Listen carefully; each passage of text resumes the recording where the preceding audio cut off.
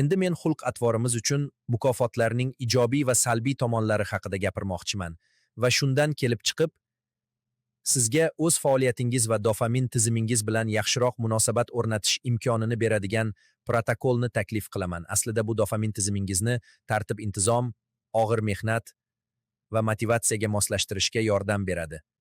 Og'ir mehnat qiyin. Ko'pchilik qandaydir yakuniy maqsadga erishish uchun qattiq mehnat qiladi. Yakuniy maqsadlar ham, mukofotlar ham ajoyib narsa. Ular moddiy bo'ladimi, ijtimoiy bo'ladimi yoki boshqa turdami farqi yo'q.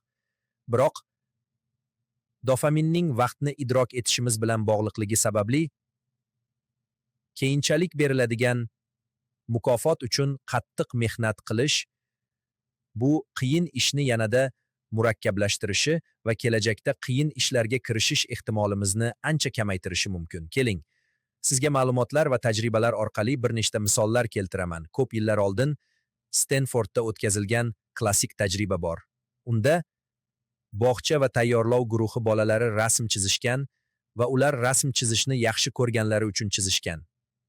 Tadqiqotchilar rasm chizishni yaxshi ko'radigan bolalarni olib, ularga rasm chizganlari uchun mukofot bera boshlashdi. Mukofot odatda oltin yulduzcha yoki yosh bola uchun mukofot bo'la oladigan boshqa narsa edi. Keyin ular oltin yulduzchani berishni to'xtatdilar va ular bolalarning o'zlari mustaqil rasm chizishga moyilligi ancha pasayganini aniqladilar. Mukofotsiz. Endi eslang. Bu mukofot olishdan oldin bolalar chin dildan zavqlanib o'zlari tanlagan faoliyat edi. Bu ichki va tashqi rag'batlantirish deb ataladigan tushunchaga bog'liq. Biz mukofot olganimizda, hatto biror narsa uchun o'zimizni mukofotlasak ham, mukofotga sabab bo'lgan haqiqiy faoliyatning o'zidan kamroq zavq olishga moyil bo'lamiz. Agar mukofotdan dopamin miqdori keskin oshsa, bu sizning bazaviy darajangizni pasaytiradi va kognitiv talqin shunday bo'ladi. Siz bu ishni undan zavqlanganingiz uchun emas, balki mukofot uchun qilgansiz. Dopamin vaqtni idrok etishimizni ham nazorat qilishini tushunish muhimdir.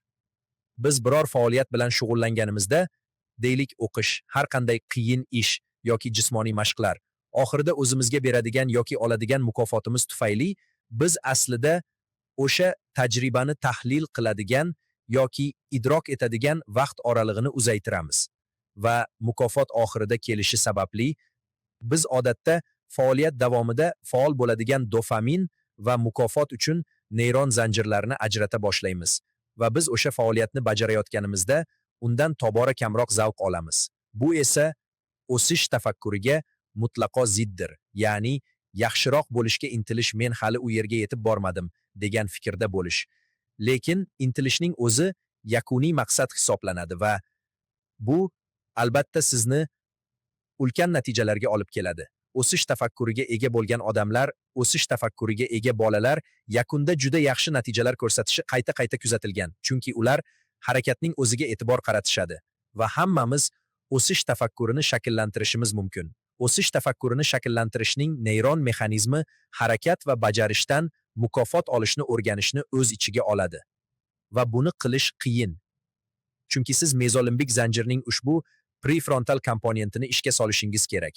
O'zingizga aytishingiz kerak. Yaxshi, bu harakat ajoyib, bu harakat zavqli. Vaqt o'tishi bilan siz o'zingiz duch kelgan qiyinchilik va to'siqlardan dopamin ajralishini faollashtirishingiz mumkinligini ko'rasiz.